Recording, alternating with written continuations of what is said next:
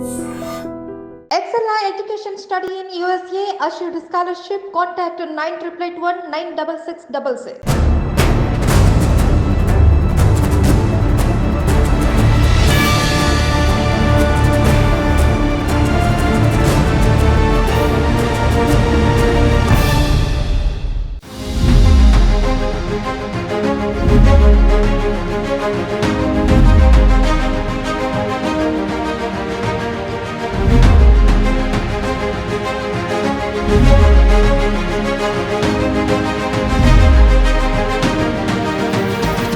Welcome to crime analysis.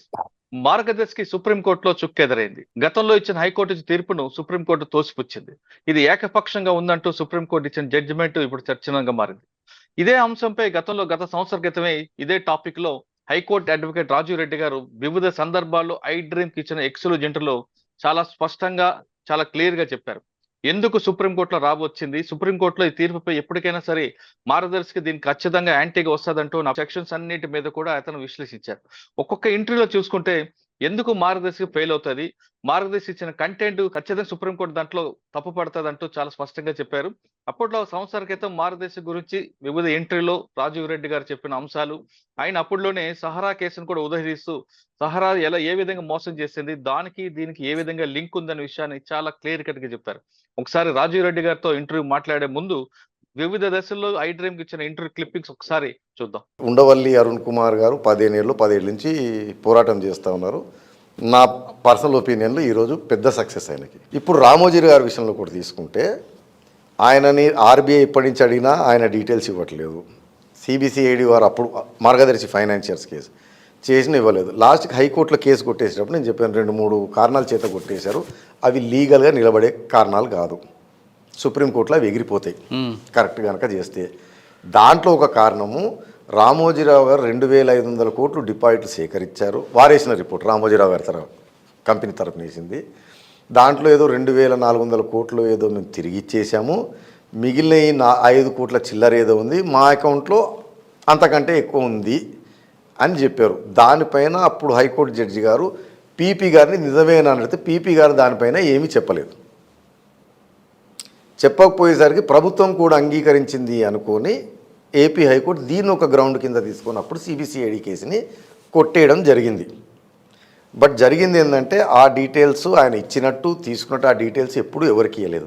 ఇది మనకు ఎలా తెలుసు అంటే సుప్రీంకోర్టులో ఇది అపీల్ పోగానే ఫస్ట్ నోటీసు తెలంగాణ గవర్నమెంట్కి ఏపీ గవర్నమెంట్కి ఇచ్చింది సుప్రీంకోర్టు. వీరు డబ్బులు రిటర్న్ చేస్తున్నాం అంటున్నారు, ఇది నిజమేనా వెరిఫై చేసి చెప్పండి అని చెప్పింది. అంటే దాని అర్థం అది వెరిఫై కాలేదు, అది ఇవ్వలేదు. రామోజీరావు గారి విషయంలో కూడా మార్గదర్శి ఫైనాన్షియల్లో కొద్దిగా ఈ టాక్ ఉంది, దాంట్లో ఏదో బ్లాక్ మనీ ఉంది, ఎవరో రాజకీయ నాయకులకు సంబంధించి ఉంది, లేదా అంతా క్లీన్ ట్రాన్సాక్షన్స్ కాదు అని ఉండుంటే ఈ పాటికి బయట పెట్టేవారు ఈయన. కానీ ఇప్పుడు మాత్రం ఖచ్చితంగా ఆ ఆర్డరు ఆ డీటెయిల్స్ ఇవ్వమని ప్రొడ్యూస్ చేయమని వచ్చింది. దీన్ని తప్పించుకుంటే సేమ్ సహారా లాగా ఒకసారో 2 సార్లు 3 సార్లు కంటెంప్ట్ కిందికి ఖచ్చితంగా వస్తుంది.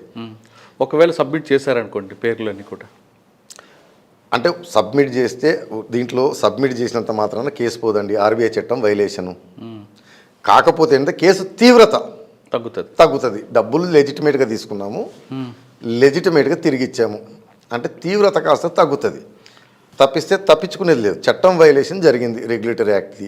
అంటే సహారా లాగా వీళ్ళు కూడా ట్రంక్ పెట్టలేకుండా పేర్లు తీసుకెళ్ళి ఇచ్చారనుకోండి ఖచ్చితంగా జైలుకి వెళ్తారు. ఒకవేళ లేదు అని వీళ్ళు కొంత వర్క్ చేసి ఎవరో పేర్లు పెట్టి ఆ పేర్లు పెట్టి తీసుకెళ్ళి అంటే నా ఉద్దేశం ఏంటంటే ఇన్ని రోజులు పేర్లు బయట పెట్టకుండా ఆపుతున్నది చేస్తున్నది ఏ రోజు కూడా బయటకు వచ్చి ఆ లిస్ట్ అనేది ఇవ్వలేదండి. హైకోర్టులో ఏదో స్టే తీసుకొని కొన్నాళ్ళు నడిపించారు. ఆ స్టే కారణం ఏదో ఆ పేర్లు బయటకు వస్తే రాజశేఖర రెడ్డి గారు వ్యతిరేకత పడదు, వారు ఎమ్మడబడతారనేదో స్టే తీసుకొచ్చి నడిపించారు. తర్వాత కన్వీనియంట్గా చూసుకొని మేము తిరిగి ఇచ్చేసామన్నాము. పీపీ గారు దానిపైన మాట్లాడకపోవటం, తల ఊపటం, అది గవర్నమెంట్ నిర్ణయం కిందనే భావించి కోర్టు కొట్టేయటము.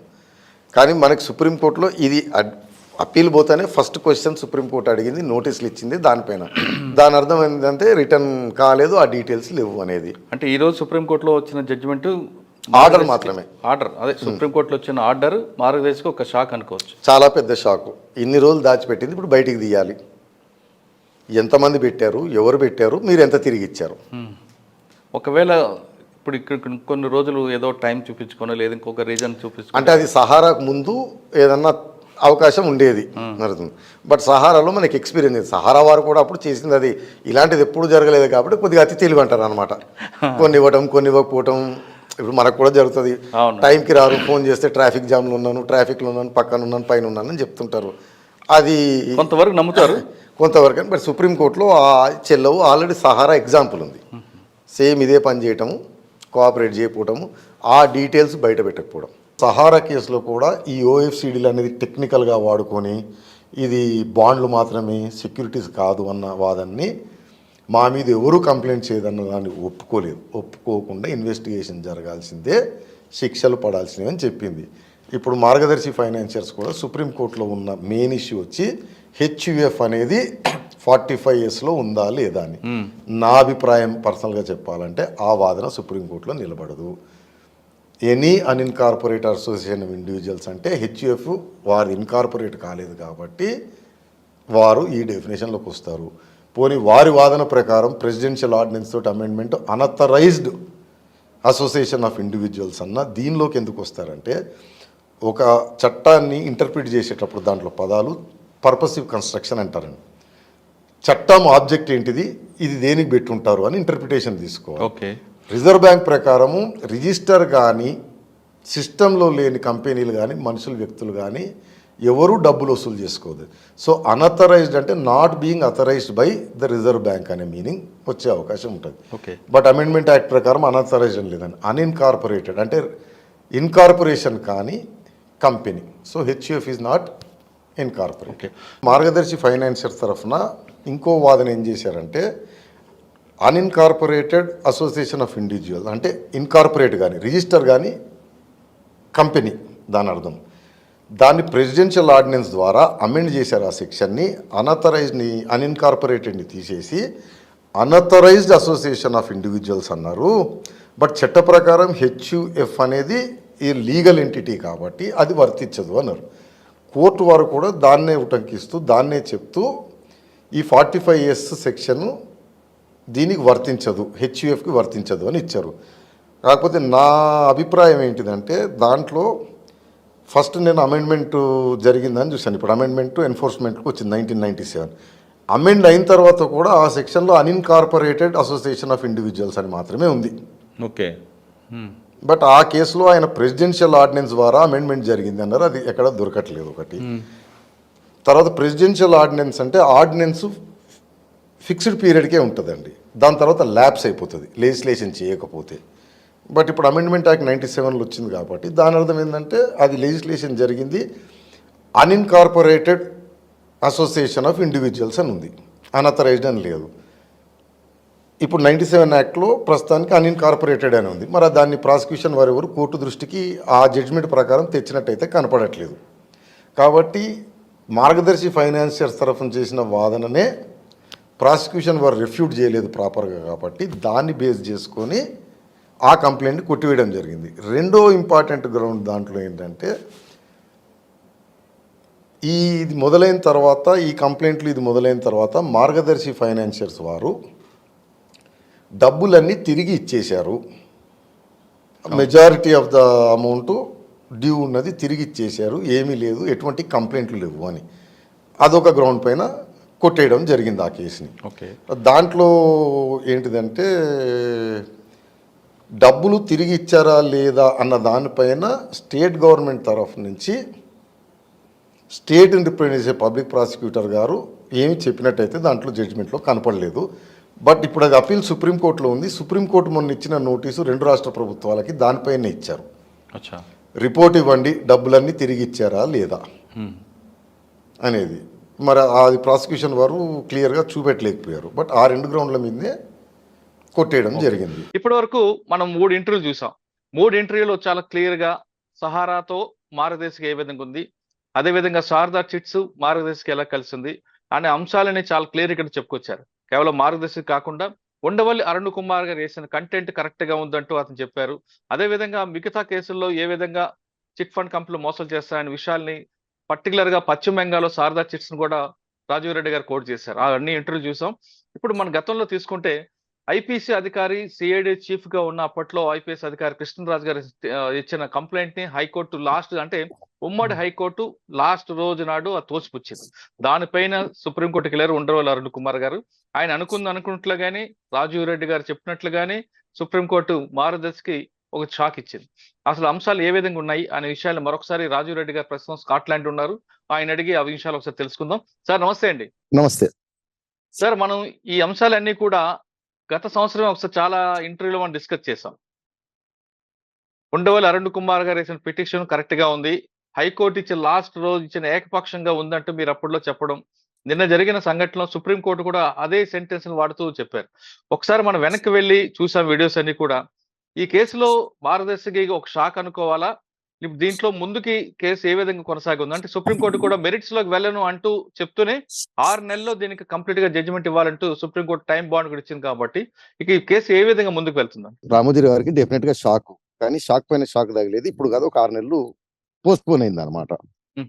ఏం జరిగిందంటే సుప్రీంకోర్టు మెరిట్ లోకి ఎందుకు వెళ్ళలేదంటే సుప్రీంకోర్టు ముందుకు వచ్చింది అప్పీల్లో వచ్చింది. అవును, హైకోర్టు ఇచ్చింది కరెక్టా కాదా అని. దానిపైన సుప్రీంకోర్టు ఏంటంటే హైకోర్టు ఇచ్చింది తప్పు కాబట్టి బ్యాక్ టు ఆ కోర్టే. నెక్స్ట్ ఏం జరుగుతుందంటే హైకోర్టులో కూడా ఆ జడ్జ్మెంట్ తప్పు అని తెలితే మళ్ళీ అది గో బ్యాక్ టు ట్రయల్ కోర్టుకి వెళ్తుంది అనమాట, సెషన్స్ కోర్టుకి, సిబిసిఐడి కేసు. అంటే మొదలు పెట్టడం ఎక్కడి నుంచి మొదలు పెడదాం అంటే ఫస్ట్ హైకోర్టు జడ్జిమెంట్, దాని సెక్షన్ లో అది ఎందుకు తప్పు అనే మెరిట్స్ పోయే ముందు అక్కడ జరిగింది ఏంటిదంటే, మనకు పాత సామెత ఉంటుంది, వడ్డిచ్చేవాడు మనవాడైతే ఎక్కడ కూర్చున్నాని. ఈ కేసులో ఏం జరిగిందంటే వడ్డిచ్చేవాడే కాక వండేవాడు, వార్చేవాడు, ఎత్తేవాడు, పోసేవాడు అంతా మన వాళ్ళే ఆ కేసులో. ఆ కేసులో పెక్యులియర్ గా సరే అందరు చెప్తున్నట్టు విడిపోయే ఒక రోజు ముందు వచ్చింది అదితో పాటు ఆ కేసులో అపియర్ అయిన పబ్లిక్ ప్రాసిక్యూటర్ గారు, నా ఉన్న ఇన్ఫర్మేషన్ అంటే ఒకసారి మళ్ళీ చెక్ చేయాలి కానీ 2018 కాబట్టి పోసాని వెంకటేశ్వర్లు గారు, ఆయన తెలుగుదేశం అండ్ తెలుగుదేశం సంస్థలకి దాదాపుగా ఆస్థాన విద్వాంసుడు, లాయర్ గారు. ఓకే, ఆయన అంటే మీరు చూస్తే ఇప్పుడు సునీతమ్మ గారు అవినాష్ రెడ్డి మీద వేసే కేసులలోను, తర్వాత బహుశా నాకు తెలిసి T5 ఆంధ్రజ్యోతి పైన సిబిసిఐడి పెట్టిన కేసులు వాటిలలో విరివిగా ఆయన్నే రిప్రజెంట్ చేస్తారు. ఆయన ఏంటంటే తెలుగుదేశం ప్రభుత్వం ఇంకా కోర్టు గిట్టును మనం అనొద్దు కానీ అది అందరికి తెలుసు, అందరు వేరే ఇంటర్వ్యూలలో కూడా చెప్తా పోతా ఉన్నారు. సో జనరల్ గా ఏంటిదంటే అండి, ఏ కేసు అయినా సరే ఒక రామోజీరావు లేకపోతే మురళి గారు, రాజీవ్ రెడ్డి గారు కాదు, ప్రిన్సిపల్స్ ఆఫ్ న్యాచురల్ జస్టిస్ అని దాంట్లో లాటిన్ లో అంటారు అనమాట, ఆడి ఆల్టెమ్ ఆల్టరెమ్ పార్టెమ్ అంటారు. మన ఊర్లో కూడా మనము ఏదైనా పంచాయతీ జరిగినా, కుటుంబ గొడవలు జరిగినా, ఎవరి దగ్గరకైనా పోయినప్పుడు ఒకళ్ళు చెప్పింది వినకుండా అవతల వారి దానికి సంబంధించిన అవతల వ్యక్తి నుంచి కూడా అభిప్రాయం తీసుకుంటారు. ఏమయ్యా నువ్వు ఇట్లా చేసావంటే ఇట్లా అన్నారు అట్లా అన్నారు అని. ఈ కేసులో పెక్యులర్ అంటే నేను హైకోర్టులో అసిస్టెంట్ పబ్లిక్ ప్రాసిక్యూటర్ చేశాను, తర్వాత ప్రాసిక్యూటర్ చేశాను, ప్రాక్టీస్ చేశాను. అవతల వ్యక్తికి నోటీస్ లేకుండా అవతల వ్యక్తిని వినకుండా అనేది జడ్జిమెంట్ జరగదండి. ఓకే, ఈ కేసులో కేసు అది ఇనిషియేటెడ్ బై ఉండవల్లి అరుణ్ కుమార్ గారు. సో అది టేకెన్ ఫర్ గ్రాంటెడ్ అనమాట. ఏ కోర్టులో అయినా సరే, ఎస్పెషల్లీ క్వాష్ పిటిషన్ వచ్చినప్పుడు, సపోజ్ మీరు ఒక క్రిమినల్ కంప్లైంట్ పెట్టారు, చెక్ బౌన్స్ అనుకోండి, ఎవరైనా కొట్టాడు అనుకోండి, అవతల వ్యక్తి కోర్టులో క్వాష్ చేసినప్పుడు కంపల్సరీగా నోటీసు మీ అభిప్రాయం కూడా తీసుకున్న తర్వాత చేయాలి. ఈ కేసులో ఉండవల్లి అరుణ్ కుమార్ గారికి ఏమీ లేదు నోటీసు, హియరింగ్. ఆ పక్కన నిలబడింది మార్గదర్శికి ఆపోజిట్ గా అన్న దానిపై నిలబడింది ప్రభుత్వం తరఫున పబ్లిక్ ప్రాసిక్యూటర్ గారు. వారు రామోజీరావు గారి తరఫున సిద్ధార్థ లుత్రా గారు చేసిన వాదనలు, కంటెన్షన్స్ చెప్తే దానిపైన వారు మౌనమే అంగీకారం. ఏ అమ్మ అబ్బాయి నచ్చాడా అని అడిగితే తల కింద కొంచుకొని పరిగెడతారు. చూశారండి, నచ్చారని అనుకుంటారు, మా మనసులో ఉంది తెలియదు. జరిగింది అది. ఇప్పుడు మనం లీగాలిటీకి వద్దాం. టెక్నికల్ గా నేను ఇంతకుముందు కూడా చెప్పాను, రెగ్యులేటరీ చట్టాలు ఉన్నప్పుడు నేను చేసి తిరిగిస్తాను, నా వల్ల ఎవరు నష్టపోలేదు అంటే కుదరదండి. ఓకే, ఆయన ఫస్ట్ నుంచి చెప్తున్నారు కదా, ఒక కంప్లైంట్ లేదు, నా మీద ఎవరు ఫిర్యాదు చేశారని అడుగుతున్నారు. నేను అనేది అది. ఇంతకుముందు కూడా మన ఇంటర్వ్యూలో డ్రంక్ అండ్ డ్రైవింగ్ తో కంప్లైంట్ చేశాను. నా మందు నేను తాగాను, నా వాహనం నేను దిగలేను, నేను ఎవరిని గుద్దలేదు, నా పైన ఎవరైనా కుదరదు అంటే ఎవరో ఇంకా మేధావులు కామెంట్లు పెట్టారు, నా మందు నేను ఇంట్లో తాగితే కుదరదు. నువ్వు ఇంట్లో తాగితే తప్పు లేదు, రోడ్ ఎక్కి తాగితేనే తప్పు. ఒకటి. కాబట్టి రెగ్యులేటరీ చట్టాలు ఎందుకు ఉంటాయంటే, డ్యామేజ్ జరగక ముందు లేకపోతే డ్యామేజ్ జరుగుతున్న అర్లీ ఆన్ ఆపడం కోసం ఉంటాయి. ఓకే. ఎస్పెషల్లీ దీంట్లో ఏంటిదంటే రెగ్యులేటరీ చట్టాల్లో ఇది ఇప్పుడు కంపెనీస్ యాక్ట్, కంపెనీల చట్టాలు ఇవన్నీ గవర్న్ ఎందుకు చేస్తాయంటే, నేను కంపెనీ పెట్టి పెట్టుబడులు కానీ అప్పులు కానీ జనం దగ్గర తీసుకున్నాను అనుకోండి పర్పస్ పైన, అది తీసుకొని నేను తాగి తందనాలు ఆడితే ఎలాగ దానికి కంట్రోల్? సరే రేపు కేసు కావచ్చు, ఫ్రాడ్ కేసు, చీటింగ్ కేసు, నేను జైలుకు పోవచ్చు. నష్టపోయిన జనాలకి కంపెన్సేషన్ తిరిగి ఎలాగ ఇవ్వాలని దాని. సో ఫర్ ఎగ్జాంపుల్ ఇప్పుడు కంపెనీస్ యాక్ట్ ప్రకారం బిజినెస్ చేసే వాళ్ళు ప్రైవేట్ లిమిటెడ్ అని రిజిస్ట్రేషన్ కంపల్సరీ. రిజిస్ట్రేషన్ చేసిన తర్వాత కంపెనీ కార్యకలాపాలు పీరియాడికల్ గా రిజిస్ట్రార్ కి సబ్మిట్ చేస్తుంటారు. ఓకే. అండ్ అది పబ్లిక్ ఇన్ఫర్మేషన్, ఎవరైనా సరే అప్టైన్ చేయొచ్చు. మీరు ఆఫీస్ లో పెట్టుకుంటే రికార్డులు అవతల వాళ్ళు తెలియదు తాళం వేస్తే. బట్ కంపెనీ చట్టం కింద రిజిస్టర్ అయిన కంపెనీ యొక్క కార్యకలాపాలన్నీ especially financials are publicly available documents. ఒకటి రిజిస్టార్ దృష్టిలో ఉంటది, అంటే గవర్నమెంట్ ఏజెన్సీ దృష్టిలో, పబ్లిక్ దృష్టిలో కూడా ఉంటుంది అనమాట. For Okay. ఎగ్జాంపుల్ నేను స్కాట్లాండ్ లో ఉన్నానండి. స్కాట్లాండ్ లో విస్కీ బిజినెస్ చాలా ఫేమస్. స్కాచ్ విస్కీ అందరూ తాగుతారు. నేను భారతదేశంలో బంధుమిత్రులు అందరు చెప్పి ఇక్కడ మనం విస్కీ కంపెనీ పెడదాం, విపరీతం లాభాలు వస్తాయని చెప్పి నేను లక్షల కోట్లు వసూలు చేశాను. మీరు అంత ఇచ్చిన తర్వాత నేను విస్కీ వ్యాపారం చేశాను. ఏంది? కంపెనీ కాదు, విస్కీ కొనుక్కొని తాగేశాను. తాగేసిన తర్వాత మీరు లాభ ముట్టుకున్న తర్వాత ఇంకా పోలీసులు పరిగెడితే వచ్చేస్తా, కష్టపడి స్కాట్లాండ్కి వచ్చి నన్ను పట్టుకొని వస్తారేమో, కానీ మీ డబ్బులు రావుగా, నేను చేతులు ఎత్తి జైల్లో కూర్చుంటా. 6 ఖాళీ నెలలకు సీసా- సంవత్సరానికి ఖాళీ ఖాళీ సీసాలు సీసాలు కూడా కూడా ఉండవు. ఉండవు. ఉండవు. అవి కూడా ఉండవు. ఉమ్. కాబట్టి ప్రివెన్షన్ కోసం, మానిటరింగ్ కోసము చట్టాలన్నమాట ఇవి. సో ఆర్బీఐ ఏం చెప్తుందంటే, పబ్లిక్ నుంచి డిపాజిట్లు వసూలు చేసే ఏ కంపెనీ అయినా సరే నెంబర్ 1 ఇన్కార్పొరేట్ అయి ఉండాలి. ఇన్కార్పొరేషన్ అర్థం ఏంటంటే, ministry of corporator affairs registrar దగ్గర రిజిస్టర్ చేసి ఉండాలి ఆ company. Okay. So that financial statements వాళ్ళు స్క్రూటినీ చేస్తూ ఉంటారు అనమాట. Hmm. 2 ఆర్బీఐ దగ్గర కూడా రిజిస్టర్ అయి ఉండాలి, ఎందుకంటే Hmm. ఆర్బీఐ కూడా మానిటర్ చేయాలి. ఓకే. ఇప్పుడు రామోజీరావు గారు పెట్టింది ఏంటంటే, హిందూ అవిభాజ్య కుటుంబము అని పెట్టారు. హిందూ అవిభాజ్య కుటుంబాలు, ఆ కుటుంబాలు ఈ కుటుంబాలు మానిటరింగ్ ఉండదు. అంటే మీరు గతంలో ఒకసారి బోలా శంకరుడు అని దాసరి నారాయణరావు గారి సినిమా ఉంటుంది, అందరూ చూడాలి. ఎందుకంటే 20-30 సంవత్సరాలు దాటినా కానీ ఈ రోజు కూడా అవే స్కాములు జరుగుతున్నాయి, ఉహు. మారలేదు. అంటే మన ప్రజలు అంత అమాయకులేరు. దాంట్లో ఆయన ఫటాఫట్ 420 అని కంపెనీ పెడతాడు, జనాల దగ్గర అవును. డబ్బులు ఇస్తుంటాడు. ఆ. అర్థమైందా అండి?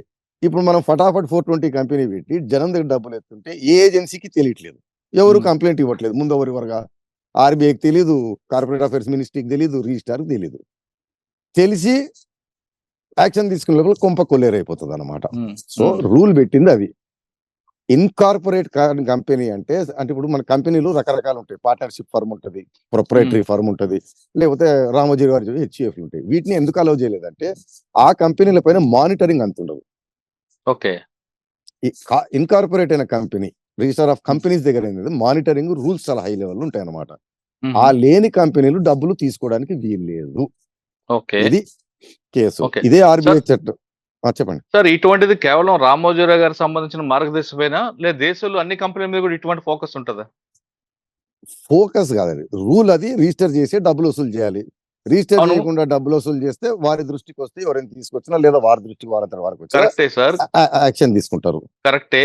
కానీ ఆంధ్రప్రదేశ్ లో, అంటే కంబైన్డ్ ఏపీలో ఒక కేవలం మార్గదర్శే కాకుండా చాలా కంపెనీలు ఈ విధంగా నడుస్తున్నాయి కదా, వాటి మీద లేకుండా కేవలం మార్గదర్శి మీద ఎందుకు ఇది రాజకీయ కుట్ర కేసు అని వాళ్ళు అంటుంటారు. అంటే మీకు నేను చెప్పేది, ఈ చట్టాలు వచ్చిన తర్వాత దాదాపుగా చేయట్లేదండి. ఎవరో ఒకరు ఫటాఫట్ 420 కంపెనీలు చేస్తున్నారు అనుకోండి, అది బయటపడుతుంది, యాక్షన్ తీసుకుంటున్నారు. మనకేం జరుగుతుందంటే ఫోకస్ లో, ఎందుకంటే పొలిటికల్ గా చార్జ్, ఆయన చాలా విఐపి కాబట్టి మనం చర్చించుకుంటున్నాం. కానీ మీరు ఎవరైనా నాంపల్లి కోర్టుకో లేకపోతే తాడేపల్లి కోర్టుకు వెళ్ళి మీరు చూసారా? ఎన్ని ఉన్నాయో అవును, తెలియదు కదా. అదే ఈయన ఫేమస్ కాబట్టి సెలబ్రిటీగా బయటకు వచ్చింది. మీరు అన్నట్లుగా సరే. చాలా కంపెనీలు మూసున్నాయి. పెడుతున్నారు, మూస్తున్నారు, యాక్షన్ తీసుకుంటున్నారు, యాక్షన్లు జరుగుతున్నాయి, దొరుకుతున్నారు, దొరకట్లేదు, అదంతా వేరే చర్చ. ఇప్పుడు సహరా ఉంది, సహారా కూడా ఫేమస్ కాబట్టి అదే ఫేమస్ కాబట్టి ఇప్పుడు మనం ఇంటర్వ్యూ చేసి చర్చించుకుంటాం అండి. అదే ఫటాఫట్ 420 కంపెనీ మనం తెచ్చుకుంటాం కదా, ఎవరు చూడరు కదా దాన్ని. అవును. సో సరే, అట్లా సుప్రీంకోర్టు focus కూడా తప్పి- సుప్రీంకోర్టు కూడా నేను ఒక స్టేట్మెంట్ లో, నేను జరిగినది ఆర్గ్యుమెంట్ లో, ఏపీ తెలంగాణ కోర్టుతో పాటు ఉండవల్లితో పాటు ఎవరి స్టేట్మెంట్లు కూడా వినాలి, వాళ్ళ వాదన వినాల్సిందే అంటూ ఒక జడ్జిమెంట్ ఇచ్చారు. అంటే అది ఏ ఉద్దేశం ఇచ్చి ఉండొచ్చు? నేను చెప్పింది అదండి, ఆర్డీ ఆల్టరైమ్ పార్టం. దానికి మ్మ్. సంబంధించిన ఎఫెక్టెడ్ ఎవరు ఉంటే వాళ్ళు తినాలి. ఈ కేసులో పెక్యులర్ ఏంటంటే, రామోజీరావు గారి తరఫున సిద్ధార్థ లుత్రా గారు మేము డబ్బులు తిరిగి ఇచ్చేసాము అన్నారు. Oh. పిపి గారు మౌనం అంగీకారం అన్నారు. అది ఇచ్చారా లేదా ఏంది రికార్డ్ అనేది అది మినిమం కోర్టు వారు అడగాలి.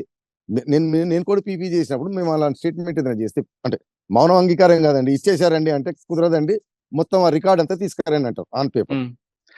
సార్ మీరు ఇదేది లేదు. అన్నట్లుగానే రికార్డుని తీసుకురామనంటే రామోజర్ గారి తరపు నుంచి అడ్వకేట్ ఓ సూట్ కేసు నుండో ఒక ట్రంక్ పెట్టినండో తీసుకొచ్చి వాళ్ళ దానిలో పెడతారు. ఎన్నెన్ని చూస్తారు, ఏది కరెక్ట్ అది?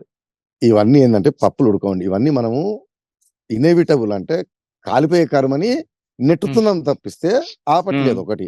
రెండోది ఎంత నెట్టుతా ఉంటే కర్మ అంత ఎక్కువ కాలుతా ఉంటది అనమాట. అంటే వడ్డీ తిరుగుతుంటది అనుకోండి, మీరు బ్యాంక్ అప్పు కట్టాలండి, ఎగ్గొడి తిరుగుతున్నారు, మీరు ఆనందం తిరిగితే వాడు ఏమన్నాడు, ఎందుకు తిరిగకపోతే చక్రవడ్డీ తిరుగుతుంటది. అవును, తర్వాత మీ అండర్ కూడా లాక్కొని పోతాడు వాడు ఏమైనా మిగులుతే. అట్లా పుష్ చేయడం. సో ఇప్పుడు సుప్రీంకోర్టు ఏం చేసిందంటే ఫస్ట్ అదే ఈ ఆయన చెప్పిన హిందూ అవిభాజ్య కుటుంబం అవన్నీ చెల్లవు ఆర్గ్యుమెంట్లు, అవి రాంగ్ ఆర్గ్యుమెంట్లు. సెకండ్, నేను డబ్బులు ఇచ్చేసాను అనేది కూడా నెంబర్ 1 డబ్బులు ఇచ్చేసినా ఉండవల్లి అరుణ్ కుమార్ గారు చెప్తున్నట్టు చెల్లదు. నేరం చేసిన తర్వాత నేను తిరిగి ఇస్తా అంటే మళ్ళీ నేను వేరే ఏదైనా ఎగ్జాంపుల్ చెప్తూ కొంతమంది కమెంట్లు పెడుతున్నారు, ఇదే దానికి దీనికి ఏం సంబంధం అని అర్థం కావడం కోసం పెడుతున్నాను. మధ్యప్రదేశ్ లో కేసులో రేపు చేసి పెళ్లి చేసుకుంటా అంటే హైకోర్టు ఓకే అయింది, సుప్రీంకోర్టు దొబ్బులు దొబ్బింది. ఈ పని మొదలు పెడితే ప్రతి ఒక్కరు ఇదే చెప్తాడు అని. సో అది కుదరదు. అంటే రామోజీరావు గారు నేను డబ్బులు తిరిగి ఇచ్చేసాను, నా మీద కంప్లైంట్ లేదు. ఆ చట్టం violation it self is crime, penalty. Number 2 ఇంక ఇచ్చారా లేదా, ఎంత ఇచ్చారో అనేది ఇప్పుడు బయటికి రావాలి. అదే ఎవరో రిటైర్డ్ జడ్జి లేకపోతే జడ్జి తోటి నోటీస్ ఇప్పించి కాల్ఫర్ చేయండి అని. నాకు తెలిసి ఈ దాంట్లో ఎవరు రారు, వచ్చిన తక్కువ మంది వస్తారు. ఎందుకంటే ఇది అంటే గెస్ చేసి చెప్తున్నాను, 100% షూర్ ఇది బ్లాక్ వైట్ లో వ్యవహారం. నేను చెప్పాను ఇంతకుముందు, అప్పుడు ఇన్కమ్ ట్యాక్స్ రూల్స్ లేకుండా మీరు ఒక కాంట్రాక్టర్ దగ్గర నుంచి లంచం కొట్టేసి సార్కి ఇచ్చేది. సార్ ఏం చేసేదంటే, మీకు ఒకటి అగ్నిపర్వతం కృష్ణ గారి సినిమా ఉంటది, అందులో ఆయన మాఫియా డాన్ ఉంటాడు, స్మగ్లింగ్ చేసి డబ్బులతో ఒక హాస్పిటల్ కడితే ఇన్కమ్ ట్యాక్స్ వారు రైడ్ చేస్తారు. ఈ డబ్బు ఎక్కడి నుంచి వచ్చిందంటే ఆయన అగ్గి పెట్టే ఉందా అని చెప్పి పేద కాగితం చుట్టని కాలుస్తే వదిలిపెడితే ఓ 1,00,000 పేర్లు వస్తాయి, ఈ ₹1,000 మళ్ళీ ₹10 అని.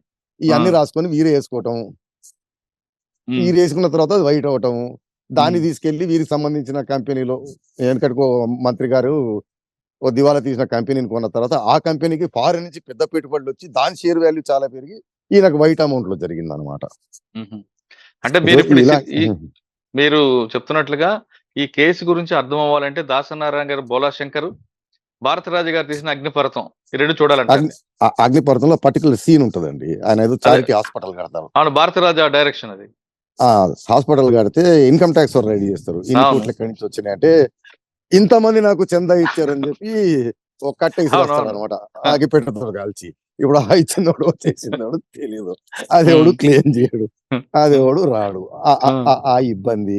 రెండోది 45S వైలేషన్ స్ట్రిక్ట్ గా జరిగింది. దాన్ని రామోజీరావు గారే ఒప్పుకున్నారు, ఒప్పుకొని నేను డబ్బులు వెనక్కి ఇచ్చేసాను అంటున్నారు. బట్ నేరం జరిగింది అయితే జరిగింది కదా, దానికి 2 ఏళ్ల జైలు శిక్ష, 5 6 ఫైన్ ఆయన వసూలు చేసిన 2,000 3,000కి. అదే నేను చెప్పేది, ఇది తిరుగుతా పెనాల్టీ ఫైన్ వడ్డీలు పెరుగుతుంటాయి, అది ఇన్ఎవిటబుల్ తప్పించుకోవడం. సుప్రీంకోర్టు చెప్పినట్లుగా 6 నెలల్లో దీనికి కంక్లూడ్ చేయబోతున్నారు. కంక్లూజన్ ఏం జరుగుతుందంటే, అదే 6 నెలలు ఏం జరుగుతుందంటే 6 నెలల్లో రామోజీరావు గారు శిక్ష పడదండి, రోయ్ కంగారు పడకండి. ఎందుకంటే హైకోర్టు కాదు శిక్ష చేసేది, శిక్ష చేయాల్సిన ట్రయల్ కోర్టు ఆల్వేస్. అందులో సుప్రీంకోర్టు హైకోర్టులో అప్పీళ్లలో ఇంటర్ఫియర్ అయితే తప్పిస్తే శిక్షలు వేయాల్సింది. ఎందుకంటే లోవర్ కోర్టుకు పడదు ఏంటంటే విట్నెస్ ఎవిడెన్స్ వారు డైరెక్ట్ గా చూస్తారు. అవును, సో వాళ్ళు కరెక్ట్ డెసిషన్కి వస్తారని. హైకోర్టులో కనుక జరుగుతుంది అప్పుడు కొట్టేసింది తప్పు, ఈ కేసు జరగాల్సిందే అని చెప్పి రిమాండ్ బ్యాక్ టు సిబిసిఐడి కోర్టుకి వెళ్ళిపోతుంది. బట్ ఈ కేసులో పెద్ద డిలే ఉండదు, ఎందుకంటే సాక్ష్యాలు తీసుకొచ్చి విచారణ ఉండదు, అంత ఆన్ పేపరే కాబట్టి. రెండోది రామోజీరావు గారే ఒప్పుకున్నారు నేను తీసుకున్నాను, కాకపోతే తిరిగి ఇచ్చేసాను అంటున్నారు. అదొక యాంగిల్లో పోతుంటే జ్యుడిషియల్ కమిషన్ ఏంటిదంటే నోటీసులు ఇచ్చి, ఎందుకంటే హైకోర్టు 6 నెలల్లో కేసును ఫైనల్ చేయాలంటే one of the contention Ramoji Rao చేసి నేను డబ్బులు తిరిగి ఇచ్చాను, ఎంత తీసుకున్నారు ఎంత ఇచ్చారు వాస్తవం కాదని అది కూడా ఒకటి చూడాలి కదా.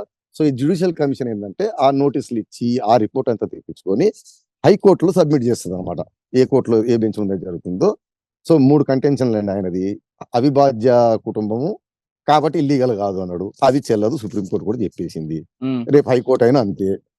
Incorporate register of companies register కాని కంపెనీ ఏదైనా తీసుకోవడానికి వీల్లేదు. సో అది గాను డబ్బులు తిరిగి ఇచ్చాను, తిరిగి ఇచ్చిన నేరం నేరమే. మూడోది నిజంగా ఇచ్చావా లేదా అనేది ఈ జ్యుడిషియల్ కమిషన్ తెలుస్తుంది. ఓకే. ఎంతమంది ఉన్నారు, ఎంతమందికి ఇచ్చారు అనేది. ఉమ్. హైకోర్టులో కూడా డిస్మిస్ అయ్యి goes back lower to court. Lower court. Lower okay. Court already అంతా రెడీగా ఉంది, ఆ, ట్రయల్ మొదలు పెట్టడమే. డబ్బులు తీసుకున్నాను ఆయన ఒప్పుకున్నాడు కాబట్టి మారేది ఏమీ లేదు. ఈ విషయంలో ఆ ఉండవల్లి అరుణ్ కుమార్ గారు సక్సెస్ ఎందుకు అయ్యారంటే అది కూడా చెప్తాను నేను. భారతదేశం 150 కోట్ల మందిలో ఓన్లీ ఉండవల్లి అరుణ్ కుమార్ గారే రామోజీరావు పైన సక్సెస్ అవుతారు. ఉమ్. దానికి కారణం ఏంటిదంటే రామోజీరావు గారు మీడియా పరంగా, పొలిటికల్ పరంగా చాలా పవర్. ఇప్పుడు మీరు నేను రామోజీరావుని తగులుకున్నాం అనుకోండి, మనకి ఎన్నో వ్యాపారాలు ఉంటాయి, మనకి ఎన్నో సాధక బాధకాలు ఉంటాయి, వాటి డ్యామేజ్ అయ్యే అవకాశం ఉంటది. ఉమ్. ఉండవల్లి అరుణ్ కుమార్ గారు అంటే సర్వసంగ పరిత్యాగి, ఆయనకేం లేవు. ఆయనకి ఏమీ లేదు, ఈయన పీకేది లేదు, ఆయన తీసుకునేది లేదు, ఇచ్చేది లేదు. రెండోది ఉండవల్లి అరుణ్ కుమార్ గారికి కూడా ఆ, ఈ కేసు తోట ఆయనకు ఒక ఎగ్జిస్టెన్స్ బయటపడింది, వచ్చింది ఇదన్నమాట. కదా. ఆ, ఆయనకి ఏంటంటే ఒక జీవన గమ్యము, ఒక గోలు, ఒక అంటే తను బతుకుతున్న దానికి, తను ప్రాణంతో ఉండడానికి ఒక ఇది ఏర్పడింది. ఉమ్. తర్వాత వయసు రీత్యా ఆయనకంటే ఈయన 20 ఏళ్ళు 30 ఏళ్ళు తక్కువ కాబట్టి ఈయన ఇంకో 5 ఏళ్ళు 10 ఏళ్ళని లాగగలడు. ఆ, ఆ. ఆయన సార్ చూడాలి. ఓకే. సరే, ట్రయల్ కోర్టుకు వచ్చిన తర్వాత ఈ కేసులో అంటే ఇవన్నీ మీరు చెప్తున్నట్లుగా ఆర్గ్యుమెంట్స్ అన్నీ అయిన తర్వాత ప్రూవ్ అయితే ఎన్ని సంవత్సరాలు శిక్ష పడే అవకాశం ఉంటుంది? దీనికి నాకు తెలిసి 45 ఇయర్స్ వైలేషన్, 58 ఏనో ఈలోనో ఉంటది. 2 సంవత్సరాల జైలు శిక్ష, 5 పెనాల్టీ. 5 అంటే అప్పుడు ఆయన ఎంత వసూలు చేస్తారో దానికి 5 5 అంటే 100 కోట్లు పై నుంచి అనుకోండి. కొందకండి 2000 2600 సార్ ఎగ్జాంపుల్ 3000 చెప్తున్నా. కోట్లు. సరే 3000 కోట్లు, 3000 ఇంటూ ఇంటూ 5 15,000. అంటే ఇది మనం అందాజగా అప్పుడు లెక్క చూస్తాం ఎగ్జాక్ట్ గా ఎంతమంది దగ్గర తీసుకున్నది ఎంత, లేదు ఎంత. బట్ అందాజగా అప్రాక్సిమేట్ గా ఇది. ఈ జైలు శిక్ష అంటారా, మనకి ఇండియన్ పీనల్ కోడ్ ఎట్లుంటుంది అంటే, ఆర్ ఎనీ నేరాలలో జనరల్ గా మాక్సిమం ఇంప్రిజన్మెంట్ చెప్తారు. ఆ మాక్సిమం లోపల ఎంత తగ్గించాలని డిస్క్రిప్షన్ ఆఫ్ ద మెజిస్ట్రేట్. ఒక్కోసారి ఓ రోజు వేయొచ్చు, ఓ రోజు ఒక గంట కూర్చోబెట్టొచ్చు, లేదా మాక్సిమం వేయొచ్చు. బట్ కానీ ఆయన వయసు సిబిసిఐడి కోర్టు అదే ఆయన వయసు ఏజ్ గీసు అని అదే ఆ. అవన్నీ ఫ్యాక్టరింగ్ చేసుకొని జడ్జి గారు ఆయన డిస్క్రిప్షన్ ఎక్సర్సైజ్ చేస్తూ శిక్షను తగ్గిస్తారు అనమాట. అచ్చా. సార్ శిక్ష పడిన తర్వాత తిరిగి రామోజీరావు గారు హైకోర్టుకి అప్పీల్ గెలొచ్చా? ఇక అది మళ్ళీ routine high court, supreme court. But okay. ఇంకా ఆయన శిక్షారుడు కన్విక్టెడ్ కింద వెళ్తాడు. ఓకే. సార్ ఇప్పుడు హైకోర్టుకి అప్పీల్ పోయినప్పుడు మన దగ్గర ఏం చేస్తారంటే, మీరు కంపన్సేషన్ కట్టాలనుకోండి, నేను సపోజ్ ఒక ₹1,00,000 కట్టాలనుకోండి, 1,00,000 కడితేనే అప్పీల్ అడ్మిట్ చేస్తారు. ఆ, లేదా నేను కారణాలు చూపెట్టి నా దగ్గర అంత లేవండి, దివాళా తీసేయండి, మా అబ్బాయి ఫీజు కట్టాలని అంటే దాన్ని ఏదైనా తగ్గిస్తారు. సార్ ఇప్పుడు ఈ కేసులో ఇది స్టార్ట్ అయింది కంబైన్డ్ ఏపీలో, అవును, రైట్? లాస్ట్ స్టేజ్ కి వచ్చేసరికి బెయిల్ వచ్చింది, అది కేసు డిస్మిస్ అయింది, కొట్టేశారు. అవును. కొట్టేశారు. ఇప్పుడు అవును. మళ్ళా 2 స్టేట్లు విడిపోయి ఇప్పుడు కేసు ఏపీకి వస్తుందా, తెలంగాణ స్టార్ట్ అవుద్దా? తెలంగాణలో ఉంటది, బట్ ఏపీ గవర్నమెంట్ కూడా పార్టీ అవుతుంది. మ్హూ. ఇప్పుడు అదే కదా చెప్పింది, 2 గవర్నమెంట్లు రిపోర్ట్ ఇవ్వాలి తెలంగాణ ఓకే. హైకోర్టు ముందు. మ్. ఇచ్చిన తర్వాత తెలంగాణ హైకోర్టు డిసైడ్ చేసుకుంటే ఇదే నాపల్లి సిబిసిఐడి కోర్టులో జరుగుతుంది. ఎందుకంటే నేరం జరిగినప్పుడు ఇదంతా ఒకటే. అవును. మన సివిల్ అయితే కాజ్ ఆఫ్ యాక్షన్, క్రిమినల్ అయితే పలా నేరం జరిగినప్పుడు అప్పుడు అంతా కలిపి ఉండాలి. ఓహో.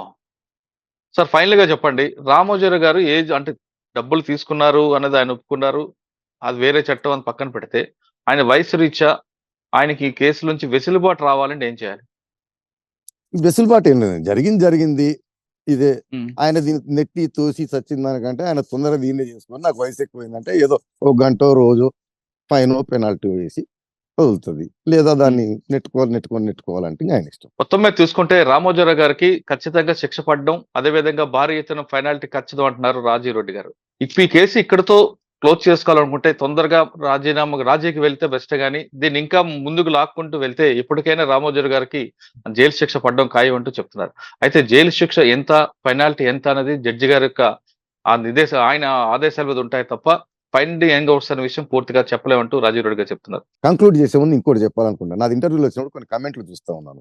మనం ఈడీ లిక్కర్ స్కామ్ కవిత గురించి మాట్లాడి కింద కామెంట్ జగన్ గురించి ఏంటిది, చంద్రబాబు అని మాట్లాడుతూ ఉన్నారు. వారందరికీ నా విజ్ఞప్తి ఏంటంటే, నేను ఇంటర్వ్యూ చేసేటప్పుడు ఒక పర్టికులర్ ఇష్యూకి సంబంధించి ఆ పర్టికులర్ చట్టం, ఆ పర్టికులర్ సెక్షన్ల గురించి మనం మాట్లాడుతున్నాం. ఆ పర్టికులర్ జరిగిన సంఘటన విషయం బట్టి ఏదైనా ప్రజలకు చాలా ఇంట్రెస్ట్ ఉంది అంటే వీలైతే అవసరం అనుకుంటే జగన్ గారి పైన ఒకటి, రేవంత్ రెడ్డి గారి పైన ఒకటి అవి కూడా పెట్టుకోవచ్చు. కానీ దయచేసి కామెంట్లు పెట్టేటప్పుడు ఆలోచించాల్సిన విషయం ఏంటంటే, రిక్వెస్ట్, మనం చేస్తున్నది ఈ పర్టికులర్ సబ్జెక్టు, ఈ పర్టికులర్ చట్టం, లీగల్ ఇంటర్వ్యూ ఇది. దాంట్లోకి అవి ఇవి తీసుకొచ్చి కలపకండి, బాధపడకండి అని ఒకరికి. అంటే మనం చేస్తున్న వ్యవహారం కూడా సార్ ఎడ్యుకేటెడ్ చేయడానికి లీగల్ గా తప్ప ఒక అంతే. రాజకీయ పార్టీకో ఎవరికి వత్తాసు పలకడానికి దీనికి కాదని విషయం సంబంధం జనం కూడా లేదు. అర్థం మన చేసుకోవాలి. మనం జరిగింది ఏంటంటే జరిగిన విషయం ఫ్యాక్ట్ ని ఏ సెక్షన్ ఏ చట్టం దాని ఇంటర్ప్రిటేషన్ ఏంది, దీనికి ఎలా లింక్ అవుతాయని మనం చేస్తా ఉన్నాం. అవును. కాబట్టి నేను ఇప్పుడు ఈడీ స్కామ్ రామోజీ గారు చేస్తున్నప్పుడు జగన్ గారి కేసులు ఏమైనాయి, ఆయన ఏం చేస్తున్నాడు, జగన్ గారు బయట ఉన్నారా అని ఇది చేస్తే దానికి ఏంటంటే అది లాజిక్ ఉండదు అనమాట దానికి. కావాలంటే మీరు అడిగి ప్రజలంతా అడుగుతా ఉంటే జగన్ గారి పైన దారుణంగా పెడదాము, చంద్రబాబు గారి పైన పెడదాము, కనిమూలి గారి పైన పెడదాం, రేవంత్ రెడ్డి గారు ఓటుకు నోటు ఉంది దానిపైన కూడా మనం పెట్టుకోవచ్చు. బట్ రిక్వెస్ట్ అనమాట కమెంట్లు పెట్టేవారికి.